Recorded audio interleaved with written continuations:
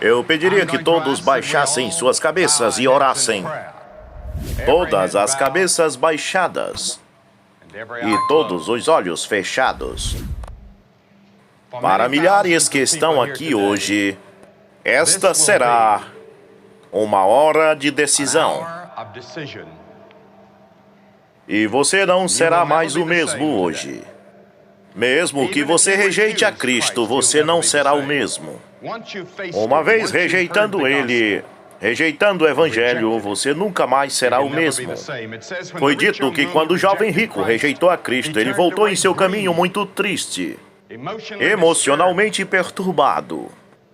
Porque quando você rejeita o chamado de Cristo, isto é uma coisa muito séria. Será uma hora de decisão para muitos de vocês que decidirem aceitá-lo hoje. Sua vida nunca será a mesma, o seu lar nunca será o mesmo. Então vamos ouvi-lo cuidadosamente em espírito de oração hoje. E reverentemente a mensagem da palavra de Deus.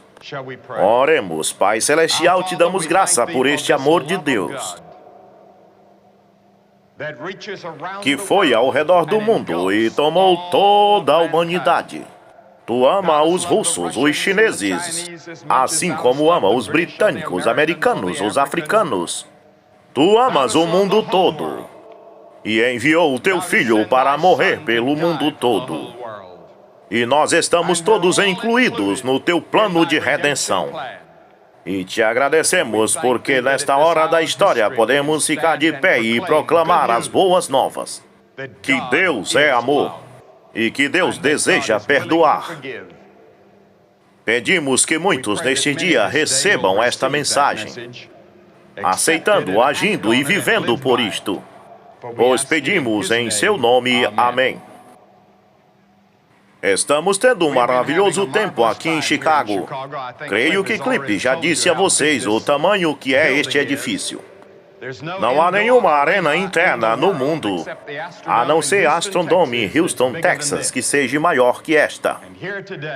E aqui hoje, milhares de pessoas preenchendo a capacidade hoje à noite, como tem sido quase toda a noite, durante esta cruzada, e eu creio com exceção da noite da abertura. Mas gigantescas multidões têm vindo aqui nesta grande arena, noite após noites.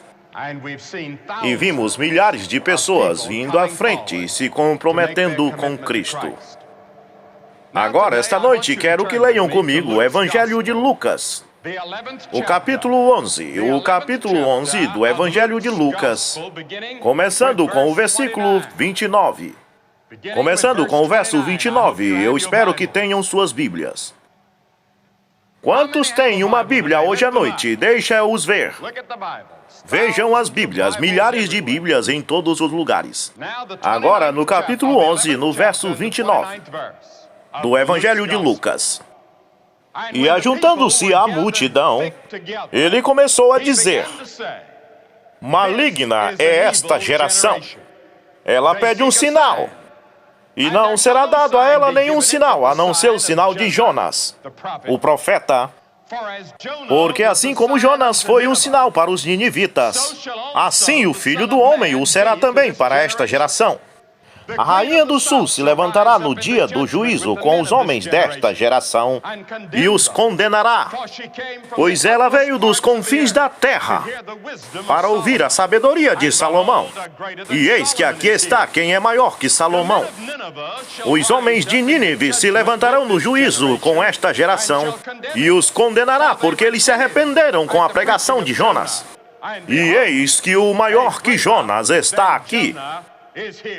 Agora, no antigo Israel, quando Jesus produziu algo sensacional para provar que ele realmente era o Filho de Deus. Mas Jesus está dizendo nesta passagem: vocês estão procurando por um sinal. Ok, eu vou dar a vocês um sinal. Eu sou o sinal. E Jesus estava dizendo que o povo dos dias de Jonas ouviram a mensagem de Deus e se arrependeram. E eles vão se levantar no dia do julgamento como testemunhas contra o povo dos dias de Jesus que o rejeitaram.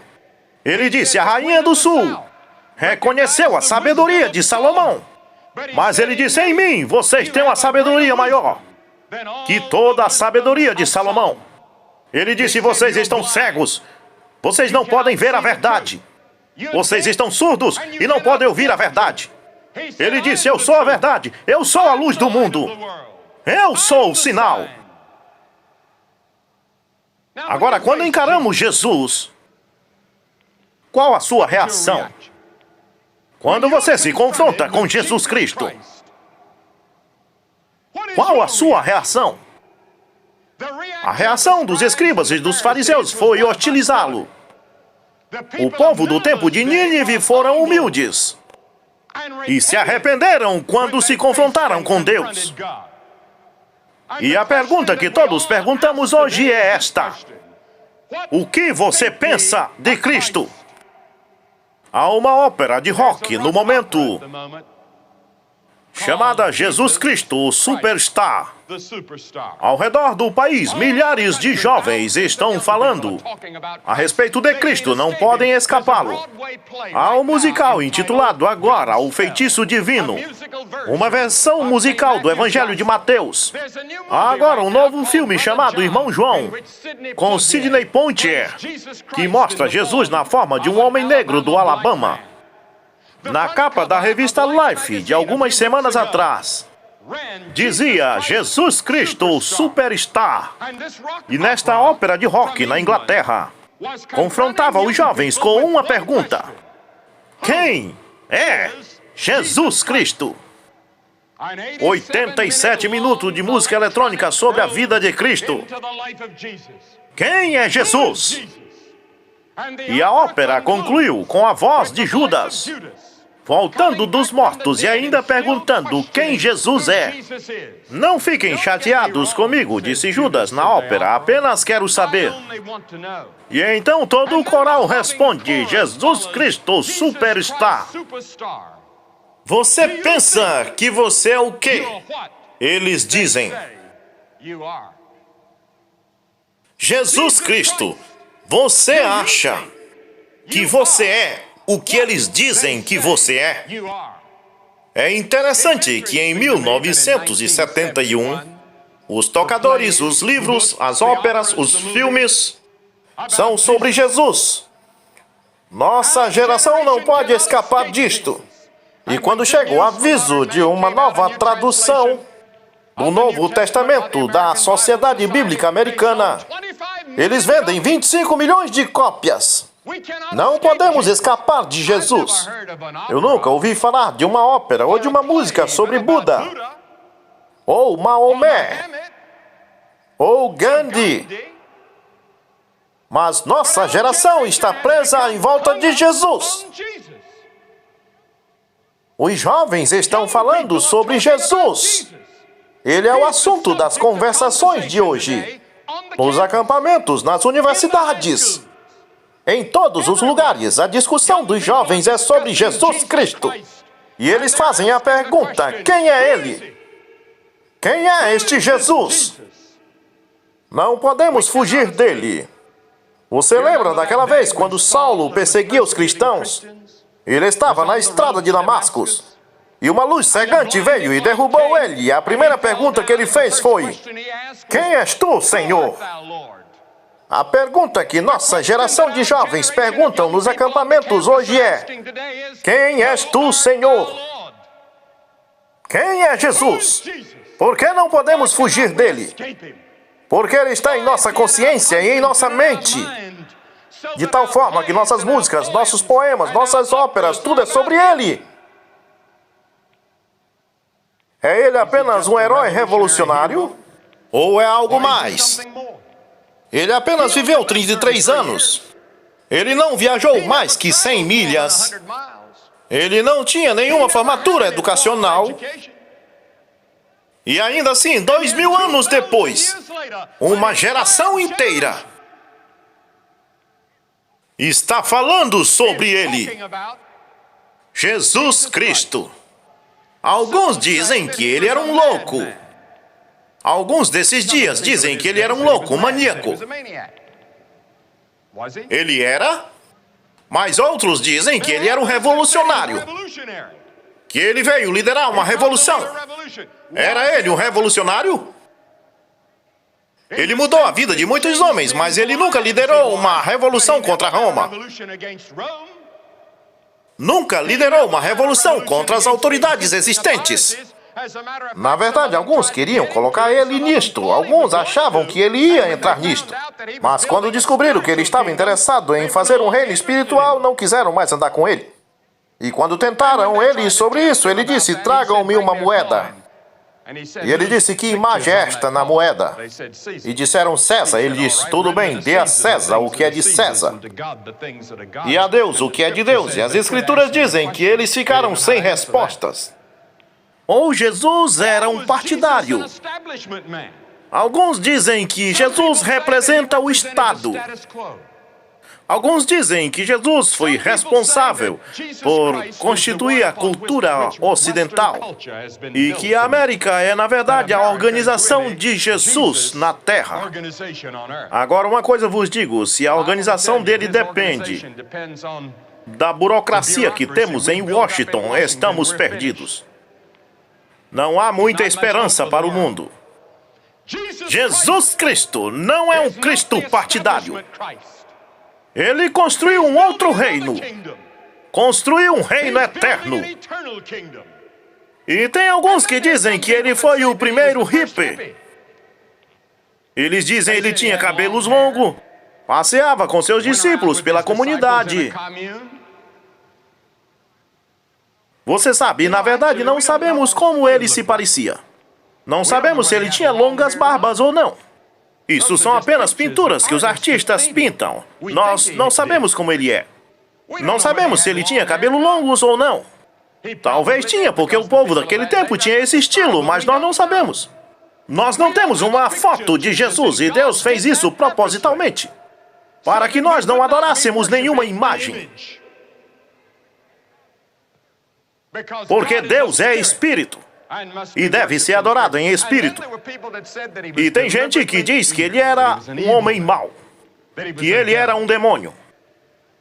O que era ele? Esta é a pergunta. Jesus Cristo, quem é você? Quem é Jesus? Não podemos fugir dele. Tentamos ir aqui ou ali, lá está ele. Ele continua aparecendo em todo lugar. Nossos grandes filósofos escreveram sobre ele. Nossos grandes historiadores escreveram sobre ele. Nossos grandes poemas e canções são sobre ele. Há grandes arquiteturas sobre ele, mesmo na União Soviética. Você vai para o Kremlin. Eu fui lá no Kremlin e tem pinturas por todo lado sobre Jesus. Você vai em qualquer lugar da União Soviética e vê imagens e arte, e a maioria das músicas tem a ver com Jesus. Você não pode escapar dele. Bem, sabemos alguma coisa sobre ele. Sabemos que ele era um homem. Jesus era completamente humano. Ele era representado em um homem, pois a Bíblia diz que ele foi identificado, que ele foi contado com os transgressores. Sabemos que ele teve fome, sabemos que ele teve sede, sabemos que ele ficou cansado. Sabemos que ele fazia amizade, ele chorou no túmulo de alguém que ele amava. Sabemos que ele tinha todas as características de um homem. Todavia, algo interessante, a Bíblia diz que ele nunca cometeu pecado. Na verdade, ele ficou de pé diante daquela geração e disse, quem de vós pode me condenar de pecado? Ele disse, alguém de vocês, amigos, podem me condenar de pecado? Eles não puderam dizer nada. Pode um homem com 33 anos apontar e dizer, quem de vocês viu eu cometer pecado? Oh, se eu dissesse isso, toda a minha caravana se levantaria e diria, eu vi. Minha esposa está aqui. Todos nós pecamos, mas Jesus foi tentado em cada ponto e passou por cada tentação que você tem passado. Que seja uma luta, um teste ou uma tentação. Jesus resistiu e venceu todos eles.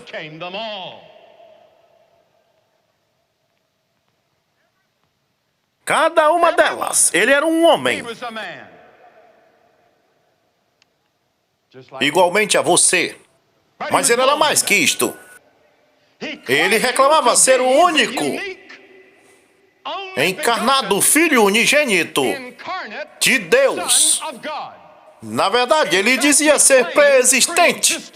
A Escritura diz, no princípio era a palavra, e a palavra estava com Deus. Antes do tempo começar, ele existia. Ele disse, antes que Abraão existisse, eu sou. Eu sou uma existência eterna. Não é de se admirar que eles ficaram zangados.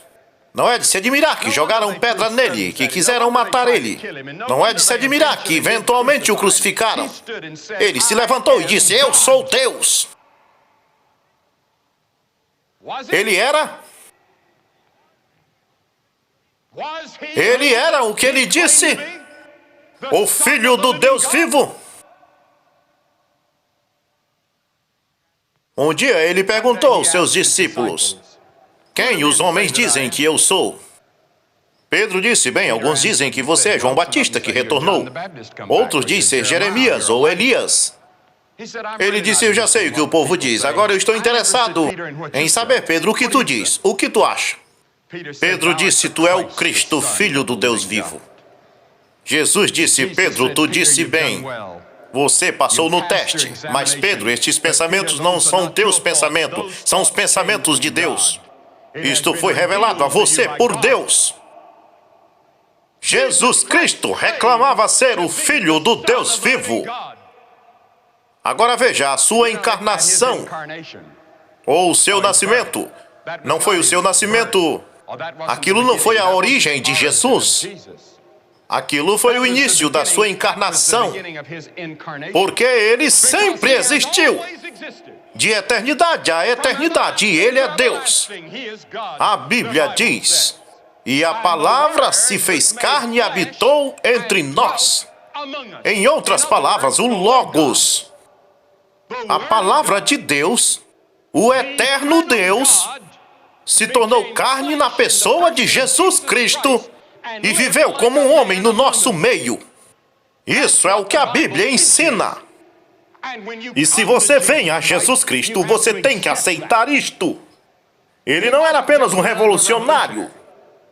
Ele não era um hippie. Ele não era um grande homem. Ele era Deus na carne. Da forma que ele ensinou. Nenhum homem falou como aquele homem. Se alguém bater de um lado do rosto, ele disse, dê o outro lado. Ele nunca disse o que fazer depois disto. Mas ele disse para perdoar 70 vezes 7. Que tal quando sua esposa irrita você? Ou o seu esposo, 70 vezes 7, você o perdoará. A minha esposa uma vez disse, o segredo de um bom casamento é 2 grandes perdoadores. E é isto que é. 2 grandes perdoadores. Pessoas que podem se perdoarem. Jesus disse para nós perdoar. Ele fez uma revolução na nossa forma de viver. Ele nos ensinou que não é somente nossas ações que Deus julgará, mas o nosso pensamento e intenção. Ele disse, Moisés disse nos 10 mandamentos, tu não cometerás adultério, mas eu vos digo que se você olhar numa mulher para cobiçá-la, já em seu coração adulterou. Ele disse, Moisés disse, tu não o matarás, mas eu vos digo que se você tem ódio contra o seu irmão sem causa, você já é culpado.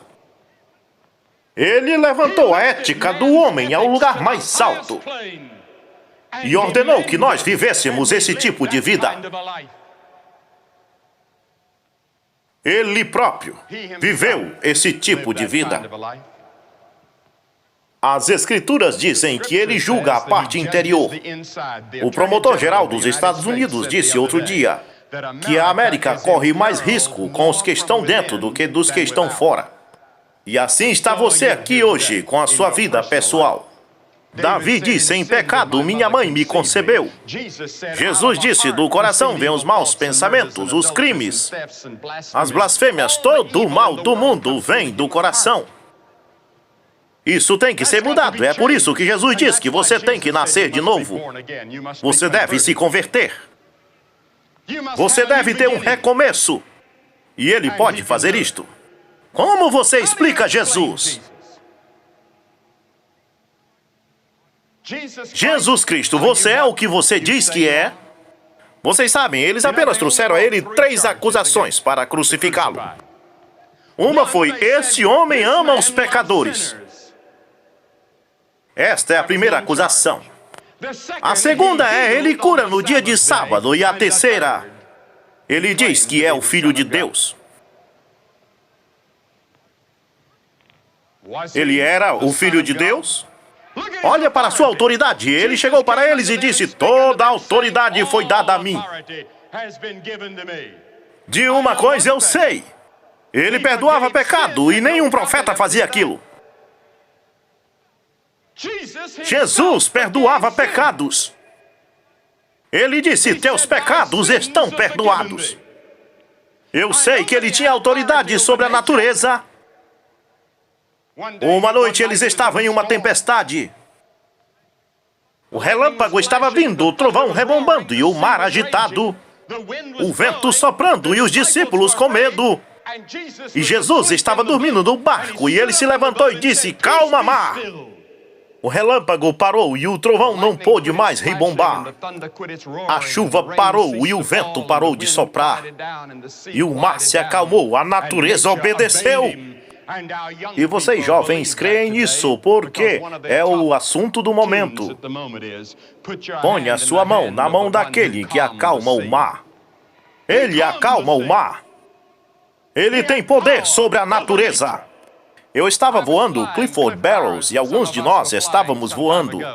Há algum tempo atrás, eu creio que entramos em um tufão quando deixamos as Filipinas. E um pouco antes de sairmos do tufão, o comandante do avião me convidou para sentar com ele na cabine. E parecia bem, tinha pouca chuva e não foi tão difícil. Mas, de repente, o avião atingiu alguma coisa que, para mim, pareceu ser uma parede.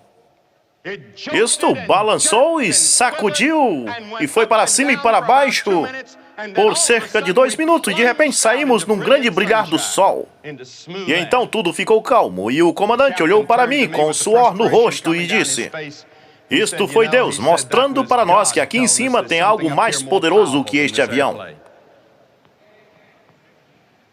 Mas Jesus pôde tomar uma tempestade como aquela e lançá-la fora. Ele pode pegar o relâmpago e lançar de volta nas nuvens. Ele tem poder sobre a natureza, porque Ele é o Deus da natureza. Essa é a sua lei, ela obedece Ele. Ele tem autoridade sobre doenças. Eu li outro dia sobre Mao Zedong na China reclamar que curou 80% de todos os surdos da China. E um daqueles homens que voltou do time de ping-pong disse que Mao Zedong é o Jesus Cristo da China hoje. Eles falam sobre culto pessoal. Parece para mim que eles têm uma boa personalidade lá. Mas Jesus fez o cego enxergar, fez o surdo ouvir, fez o mudo falar, ressuscitou os mortos. De acordo com os registros, Ele tinha autoridade sobre os demônios. Você diz, Billy, você acredita em demônios? Seguramente que sim. E Jesus confrontava os demônios tempo após tempo e expulsava eles. E pessoas insanas pelo poder do demônio restabeleciam sua mente. E então olhe para o tipo de morte que ele morreu. Teve algum homem que morreu como Jesus? Relampeou, os trovões ressoaram e a terra começou a balançar. E mesmo o soldado teve que confessar, esse deve ser o Filho de Deus. Quem vê Jesus naquela cruz e não sentir-se tocado tem um coração de pedra. Primeiro eles tiraram suas roupas. E então tomaram um chicote com pedras amarradas na ponta e o bateram em toda a sua costa a tal ponto que ele não podia ficar de pé. E então colocaram uma coroa de espinhos sobre sua cabeça e sua face começou a sangrar. E riram dele e cuspiram nele e escarneceram dele. E com apenas um estalar de dedo, milhares de anjos poderia vir em seu resgate e aniquilar este planeta e o universo e fazê-los deixar de existir. Mas Jesus disse não, para isso eu vim ao mundo. E ele arrastou e puxou aquela cruz. E vocês de cor negra, não esqueçam uma coisa. O homem que ajudou Jesus a carregar aquela cruz era um homem negro. Eu não esquecerei outra coisa.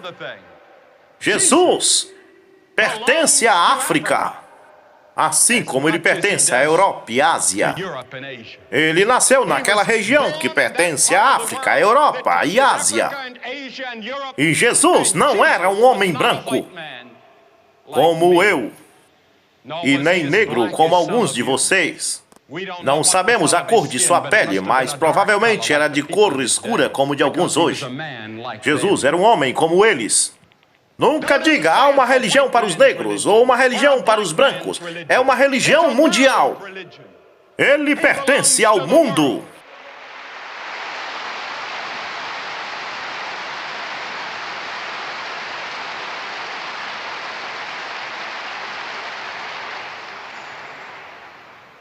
Quando ele morreu naquela cruz, eles puseram os cravos em suas mãos. E vocês sabem o que ele disse: perdoa-os porque eles não sabem o que fazem. Perdoa-os. Você perdoaria alguém que furasse suas mãos com cravos, sabendo que você não merecia isto?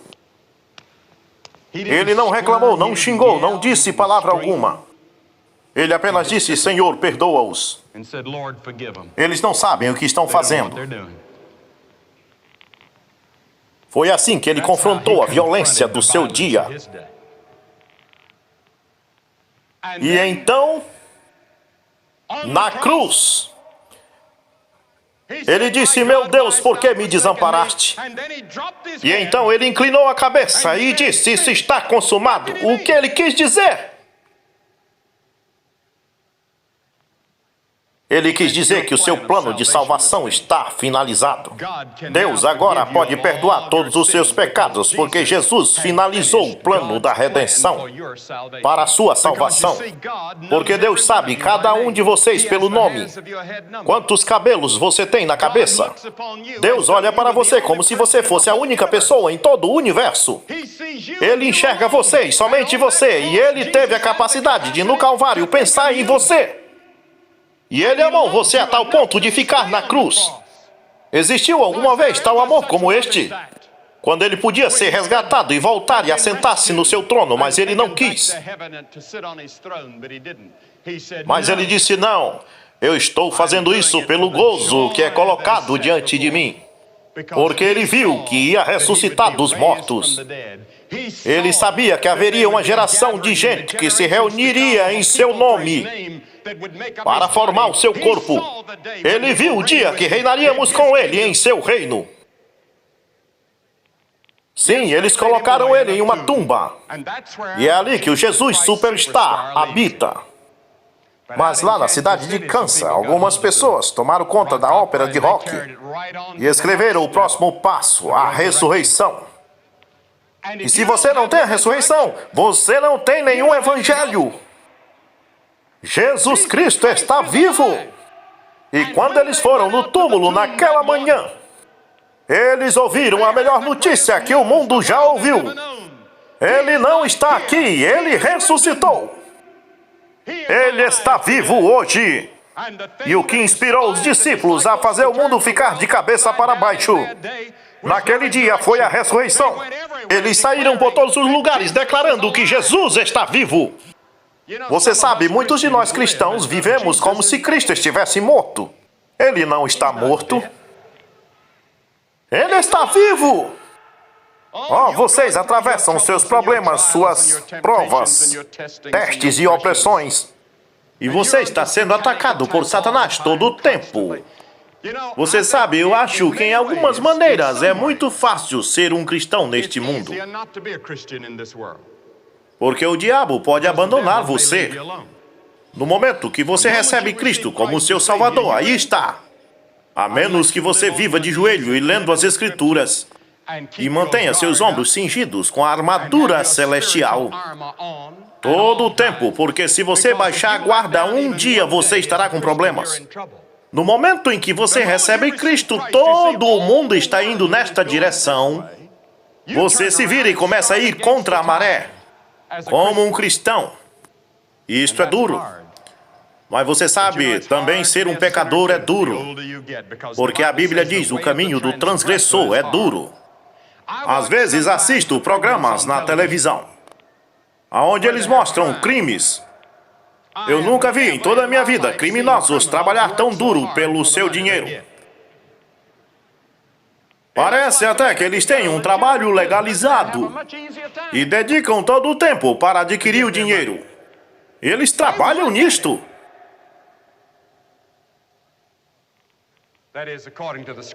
Isso é de acordo com o script que eles têm na vida real. Jesus Cristo está vivo. E se Ele não ressuscitou dos mortos, se Ele não está vivo, então não há tal coisa como o cristianismo.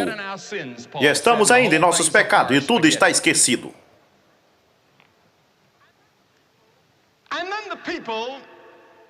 E então o povo que tem recebido a Cristo, o que acontece com eles? Nós tivemos um companheiro aqui na outra noite, que era um líder dos Panteras Negras. Ele disse que pensava que podia mudar o mundo através do movimento Pantera Negra. E ele disse até que ele encontrou Jesus. E ele disse que Jesus mudou sua vida e tirou todo o ódio para fora. Agora ele disse, eu creio que o mundo pode mudar, mas somente pelo poder de Jesus. É isto aí, Jesus vindo ao nosso coração. Você sabe, se eu não tivesse nenhuma prova científica que Jesus está vivo, eu ainda confiaria nele, por causa do que ele fez por mim. O gozo, a paz e a segurança, e o amor que Ele tem me dado. Sua graça é minha hoje. E então a satisfação que Ele dá àqueles que confiam nele. Quem és tu, Senhor? Jesus Cristo. És tu o que dizes que é? Esta é a pergunta que todos vocês aqui hoje devem responder. Quem é Jesus? Se Jesus reclamou ser Deus, sabendo que Ele não era Deus, então Ele é um mentiroso. E nós teríamos que dizer, Jesus, você é um mentiroso. Tu és uma fraude, um engano, a maior mentira da história da humanidade. Ou, se Jesus pensou que Ele era Deus e não sabia a diferença, então Ele desesperadamente necessita de tratamento mental. Ele precisa de vários psiquiatras. A terceira alternativa é que Ele é o que Ele disse que era, Deus na carne. Eu creio que as evidências mostram que Ele é o que Ele diz que é, o Filho do Deus vivo. Mas eu não posso provar isto cientificamente.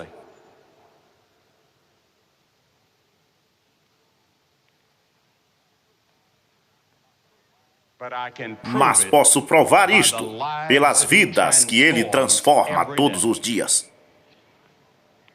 Eu posso provar isso porque no meu coração eu não digo eu acho, eu penso, eu sei isto. E você sabe, há outra coisa em nossas vidas que nós não pensamos muito, que é o elemento da fé. Pense na fé que você tem que ter todos os dias. Você tem que ter fé que a sua esposa não colocará veneno no seu café esta manhã. Você tem que ter fé nela. Ela deve ter sentido vontade de colocar, mas ela não colocou. Você tem que ter fé no banco quando você assina um cheque. Tem que ter fé que o banco vai te pagar isto. Você tem que ter fé no governo. Quando você puxa uma nota de dólar, eu sei que está amassado. Mas você tem que ter fé que por detrás disso há $1. Que o povo aceitará isso como dinheiro. Tudo o que fazemos é pela fé. Por exemplo, quando subo uma colina. Eu moro na Carolina do Norte, onde há muitas colinas. Eu não paro o meu carro antes do topo da colina e vou lá a pé verificar se tem algum carro vindo na contramão. Eu tenho que ter fé de acreditar que o motorista está vindo na sua mão correta. Fé, fé, fé, tudo! Quando você sentou naquela cadeira, você já tinha sentado nela antes? Eu tenho certeza que você não ficou forçando ela e verificando se ela aguentava o seu peso. Pela fé, você simplesmente sentou-se nela. Você tem fé que eles fizeram uma cadeira que é capaz de segurar o seu peso. Tudo o que nós fazemos é por fé. Ok, pegue a mesma fé. Ponha em Jesus Cristo como seu Senhor e Salvador. E você saberá quem Jesus é. Você o aceita por fé. E ele vem em sua vida, em seu coração, e você saberá que ele é quem ele diz que é.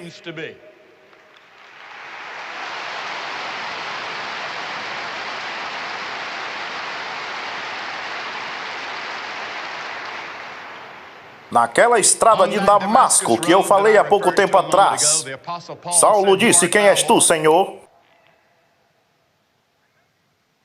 E então Paulo faz a ele outra pergunta. Paulo diz: "O que tu queres que eu faça, Senhor?" E Jesus diz: "Levanta e vá." Eu estou chamando você esta noite para levantar e vir a Ele.